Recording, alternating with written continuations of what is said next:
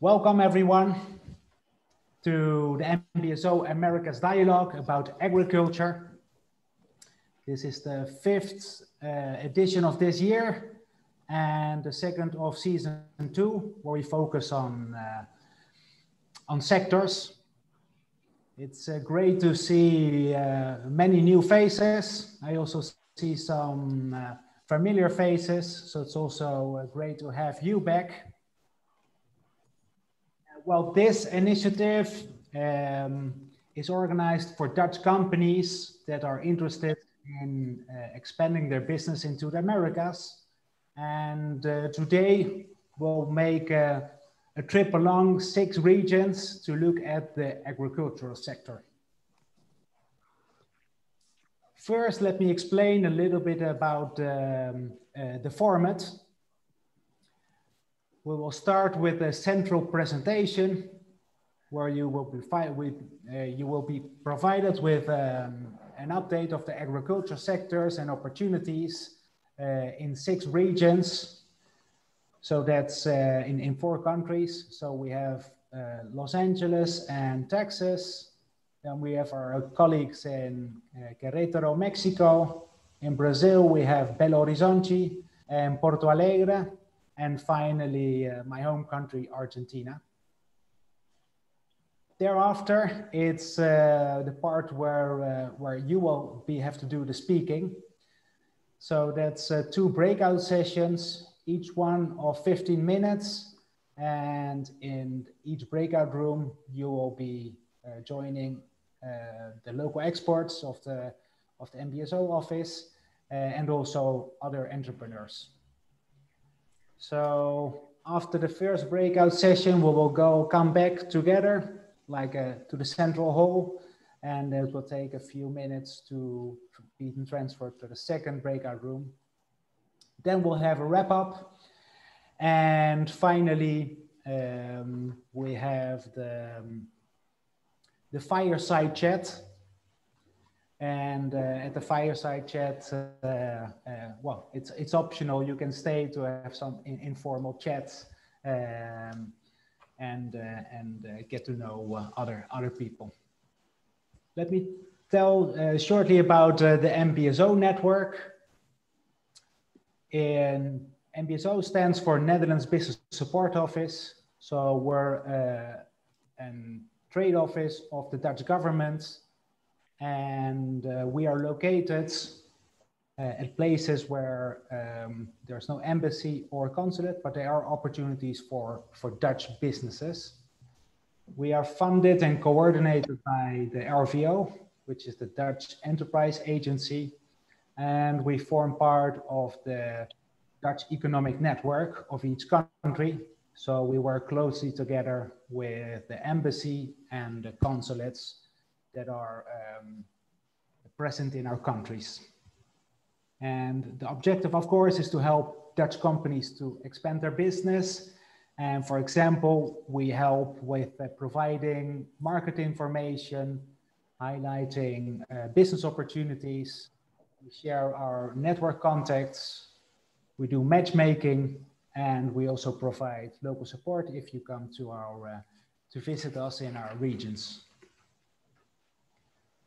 The Netherlands has a strong presence in the Americas with in total 16 embassies, 13 consulates, and 6 NBSOs. Each NBSO is a team of 2 people. The presentations today will be delivered by the chief representatives and the deputy representatives you will meet in the breakout rooms, or if not, after in the fireside chat. Okay, well, let's focus on the main theme, which is agriculture in the Americas. And the Americas, as you all know, it's an enormous continent with vast natural resources and also diverse climates and landscapes. I will take you through the presentations. We'll start at the south this time, then we go up north and from west and also from east to the west. Without further ado, Let's start in Argentina, which is the homeland of Pope Francis, Messi, and of course Queen Maxima. It's a real agricultural powerhouse, the second largest country of Latin America, the third economy of Latin America as well. If we look to trade, then we can see that there's a long-lasting relationship between Netherlands and Argentina. There are many Dutch companies based in Argentina, and also the Netherlands is the third foreign investor here in Argentina. Trade itself, generally speaking, Argentina exports more to the Netherlands than vice versa, and still it's quite commodities and bulk products. Agriculture really is the backbone of Argentinian economy, so it accounts for 10% of the GDP, 20% of the workforce, and at least 60% of exports. In recent years, that has even grown. Argentina is market leader, for example, in various products, for example, in soy oil, in soy meal, citrus oil, second in peanuts, third in sunflower, corn, and for example, fifth in beef, black tea, and shrimps. So here you can see the various products that make of the agro-industrial complex. Well, the Netherlands has a strong presence also in agriculture in the region. We have the regional office in the Embassy of Buenos Aires with agriculture, which is also the office for Chile, Uruguay, Paraguay. There have been various and still ongoing various collaborations on K2K and government-to-government level. And this year we started a public-private collaboration on the porcine value chain. If we look to opportunities, then, for example, there are opportunities in wastewater treatment and, for example, the generation of biogas. Horticulture is still quite small scale and informal, so there are huge opportunities for improvement there. Then if we look to the forecast of great growth and demand of animal protein, then Argentina is one of the countries that can deliver, and Dutch companies can help to achieve that goal. So I'm looking forward to meet you in the breakout room, and also our colleagues from the agriculture department from the embassy will be joining. Now we'll take a leap from Córdoba, 1,300 kilometers to the Atlantic coast, and we end up in Brazil. Hi, Richard, I'm giving the floor to you. You're on mute.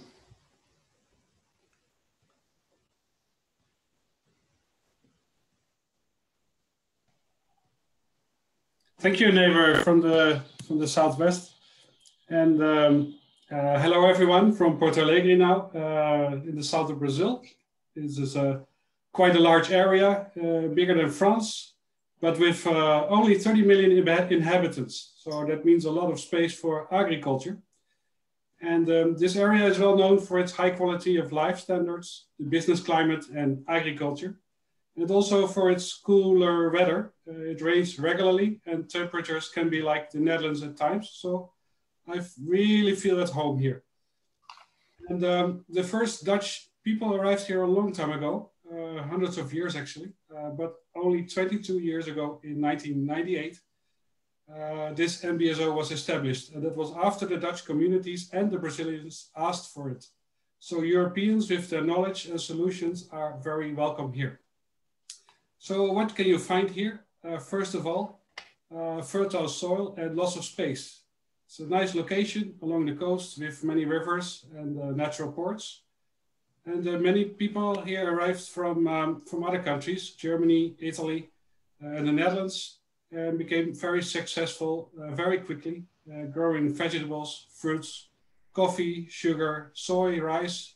There is also cattle, poultry, and very good wines. the spumante is among the world's best. So you can try that without any problem. The whole sector, agriculture sector, it's big business here. And Holland is a very important trading partner, as we have the technology and the logistical solutions that are needed right now. We can assist very well. The region can feed the whole world 5 to 6 months per year, and it's still a growing sector. Despite Corona, export in the south of Brazil grew by 20% this year. Trump's trade war in the US, from the US helped Brazil a bit because Brazil exported more to Asia because of this. And the challenge for us is now to improve efficiency, to increase the production with less space. And if we do that, more nature can be preserved, such as hopefully the Amazon. Well, that's the idea. So we see excellent opportunities. The economy is the strongest of Brazil, together with São Paulo and Minas Gerais. And people say that things are well organized. So we hope that is also the case when you come here. Then you can experience this yourself. And you will meet the people here. They are called the Gaúchos. And these are the South American cowboys. And in Holland, we have the Gaúcho steak restaurants, who you probably know. And good steaks, food and wine you can find here as well in the entire region. And that includes Argentina, Uruguay, and Paraguay. So what else? People speak Portuguese here, Spanish, English, German, but also Dutch. So you can choose. Next slide, please. Thank you. To give some highlights and opportunities, it's all about innovation and implementation of technologies. So if you are specialized in this, for example, in agrologistics, food processing or cooling systems, or in other words, getting fresh products to markets, you're very much welcome. And also if you are in animal husbandry, precision agriculture, bioinputs, or in the area of restoration of degraded soil, related or with other great ideas, we and the Brazilians will receive you with open arms. Our team, that's the embassy, the agriculture council, the consulates, and the NBSOs. Next slide, please. And what we can do for you in the south of Brazil is this. We can introduce you to all relevant people and Dutch businesses and corporations that are here already.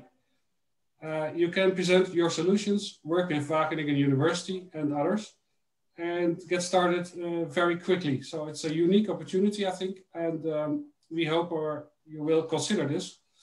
My name is Richard, and please connect with me or with Lucilla Almeida. This is DEPREP, via email or LinkedIn. My name is on the sheet.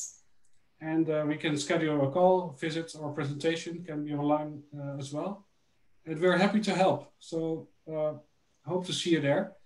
For now, thank you. We stay in Brazil, but we go northeast to our colleagues, Willem and Luisa, to the other agriculture powerhouse, Minas Gerais. Over to you, Willem. Thank you. Thank you. Good morning, everybody in this hemisphere, and good afternoon to everybody participating from the Netherlands. Thank you for joining. Minas Gerais is a large state. In economic terms, it's the third most important state in Brazil. The capital, Belo Horizonte, is within 800 kilometers of 65% of national GDP. So we have a privileged location. It's the size of France. And it's a farming powerhouse. So we are, Minas Gerais is the #1 national potato producer. 32% of all the potatoes are grown in Minas Gerais. If we compare it to the Netherlands, it's still not that much, because in the Netherlands, 3 times as much potatoes are being produced as in Minas Gerais. And on top of that, we can do a harvest twice a year of potatoes, as opposed to the Netherlands, where you have one harvest. We're the #1 coffee producer. If Minas Gerais were to be a country, it would still be the largest coffee exporting country. And we take care of 55% of the national production in Brazil. Also #1 in milk.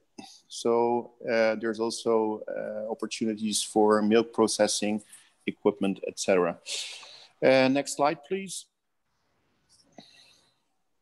Today, in the breakout sessions, I would like to talk to you about the possibilities that are specifically for Minas Gerais, especially in the field of food safety. You know, we're talking about from picking in the fields, mechanization of picking up to processing. So the cutting, the packaging, storaging, etc. So all the chain throughout to the supermarkets or export. And then we have a lot of water issues in Minas Gerais. Large mining companies are disputing water with large agricultural corporations. So there is still a lot to be done in terms of water savings, irrigations, but also the censoring, remote censoring of who uses what amount of water. That's an ongoing discussion here as well. And then the last one is not specific for the agriculture sector, but there's a lot of renewable energy to be a large potential for renewable energy out of the streams of after processing the sugarcane, for example, to alcohol or sugar. That sugarcane, the vinhaça, bagaço, can be used to make renewable energy. So there's also a study being done now on terms of bioreactors and upgrading substrates to biogas and biomethanol. Next sheet, please. So what we're doing now, currently, we are performing a market study for Minas Gerais, which is financed by the RVO in the Netherlands. So we can find out where the real opportunities are for the fresh cut technology and suppliers of the whole chain from the field to the supermarket or to the export project. And our idea is to put together a group of Dutch companies plus Wageningen as a knowledge institute and the government in order to do a publieke samenwerking, privaat-publieke samenwerking, where we can join a group of Dutch companies and study the market potential for the Brazilian market in Minas Gerais. So thank you very much. I'll see you soon in the breakout session. Back to you. Okay, thank you, Willem. Now we'll take a huge leap to the Northern Hemisphere and we end up in Querétaro, Mexico with Steven. Thank you very much, Bastian.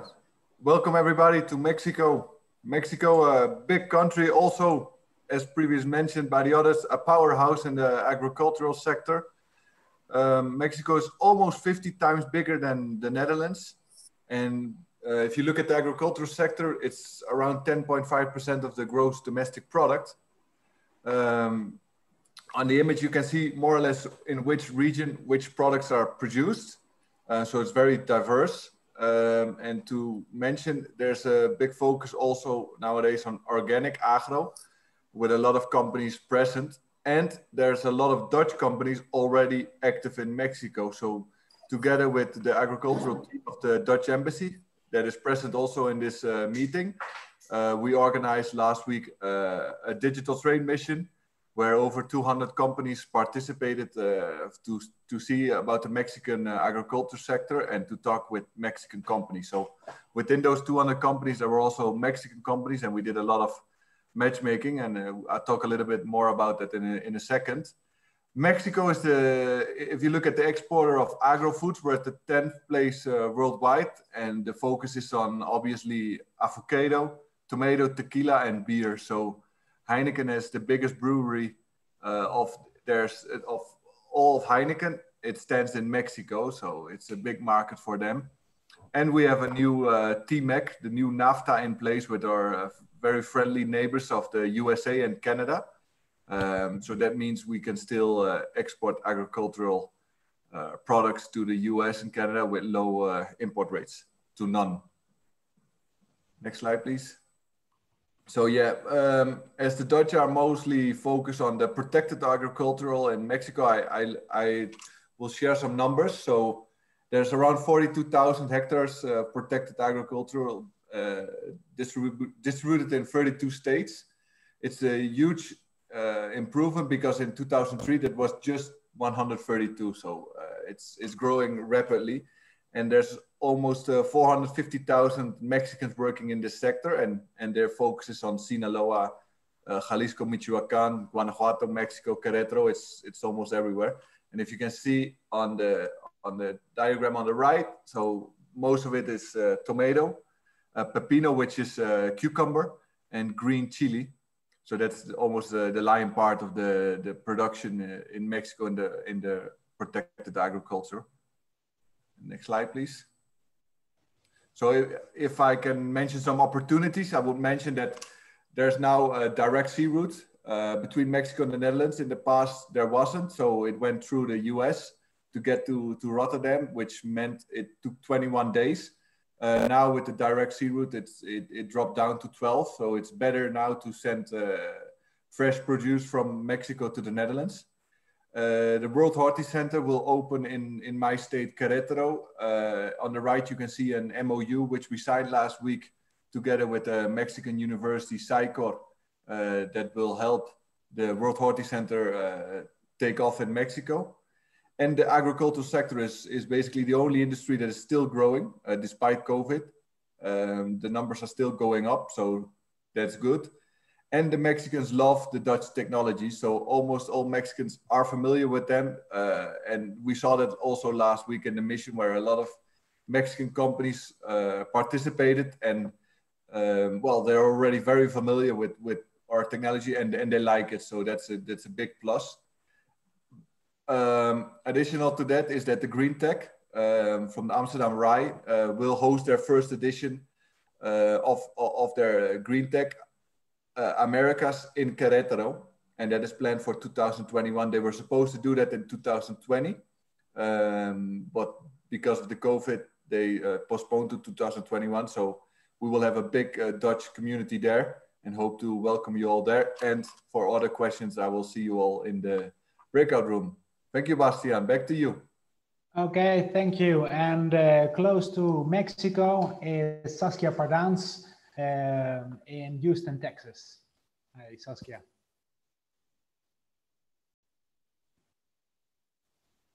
Welcome, everybody, to Texas. Texas is the second largest state in the United States. And also, when you look at the economy, if it would be a city or a country, sorry, it would be the 9th economy of the world. Texas is the size of half of Europe, so you can imagine it's pretty large. When you look at agriculture, it's pretty new to us. Of course, there's agriculture has been there for a long, long time, but we haven't done a lot with it. And I hope that's going to change from now on. Because when you look at Texas, Texas leads the US in numbers of farms and ranches. And I think that won't be a surprise, because that's also the image that Texas has. We rank #1 when it comes to cattle, sheep, goats, and surprisingly maybe also cotton. What's very interesting about Texas is that we have 10 different climate divisions. So you can imagine that, there's everything for anything. And also we have 21 major land resource areas. So every agricultural activity can be found somewhere. So that makes it very diverse. But again, cattle and cotton are the most important products in Texas. Next slide, please. When you think about the traditional agricultural sectors, still there are a lot of innovative opportunities in Texas. Last year we wrote a sector report and also an opportunity report on these opportunities. And I want to mention a couple of them, and they're also mentioned with our colleagues in Brazil and Argentina. Renewable energy and agricultural is going to be an interesting opportunity in Texas. The same goes for water and agriculture, because what I mentioned before, there are very different types of climate. So in one part of Texas, there's drought, another part there are flooding. So how can you deal with all those different kinds of water items? Also, shortening the food chain is very important. Food safety, it's mentioned before, processing, packaging, and storage is very important. And besides that, we are a neighbor country of Mexico, but it's becoming less logical to have labor there from Mexico. So we have to look for robotics. So a lot of innovative opportunities in Texas. Next slide, please. So what will be the next step? What we're doing right now, as I mentioned before, we have a sector report and an opportunity report. Based on that, we're organizing a digital fact-finding together with the agricultural counselor in DC, but also with the Wageningen University and the FMA in the Netherlands. And we've been talking to GoTexan, that's a part of the Texas Department of Agriculture, the universities, Texas A&M and Texas Tech, but also, for instance, with HEB, the largest grocery chain in Texas. So we're trying to find out what specific niche is interesting for Dutch companies to focus on in Texas. So I hope to see each other, of course, in the breakout rooms, but also in the future in digital events and eventually in in-person events. Because again, Texas has a lot to offer, but we'll meet in the breakout rooms and talk about it later. Thanks for the time, and Richard, Bastiaan, back to you. Thanks, Saskia. And from Texas, we'll take a leap west to the sunny state of California, where Peter will talk about Los Angeles. Yes, thank you very much, Bastiaan. This is Peter Post, live from Los Angeles, downtown Los Angeles. As you can see here, this is a picture about 100 years ago in the first half of the 20th century. It was a top farm county here in Los Angeles. This was all farmland. I'm sitting right now at this little water tank there in the middle. That's downtown. So it has changed for obvious reasons that you probably guess. If you look at the next slide, you will see that right now, it's actually one of the most widespread urban city in the world. So that has all changed. What you see before, this is now downtown, but it's a very extremely important hub in California, and it's all about outdoor lifestyle. This will be one of the few cities in the world in which you can surf in the morning and snowboard in the afternoon. So there's a lot of outdoor here, a lot of lifestyle awareness, and sustainability, making the city greener, is really, really high on the agenda. Climate change never was away here, was always on the agenda. And therefore, it really provides a lot of opportunities for new solutions in agriculture. And the good news is, if you can see on the next slide, that Los Angeles is located in one of the largest agricultural states of the United States. These numbers are astonishing. I'm not going to walk through them. And what makes California very unique is that it has a really wide variety of different crops. Think of almonds, grapes. Also, cannabis is legalized here. So there's a huge increase of growing cannabis in the Californian state. And another good thing is we work very closely together with the consulate in San Francisco. So California is covered in the south and the north. And also we work very closely with Washington, where the agricultural attaches and counselors are located. So whenever you feel that California, South California, even Los Angeles is a place for your solution, get in touch and we happily help you to see how we can connect you to business partners here. Thank you very much, and looking forward to see you in the breakout. Thank you very much, Peter. So we have had an interesting overview of all the different regions. And well, now it's time to interact with the different offices. So shortly you'll be transferred to the breakout room and for a 12 to 15 minute session. Then we'll come back to the center room and then we will go to the second breakout. So at any time you'll be transferred and you just click join. Here you go.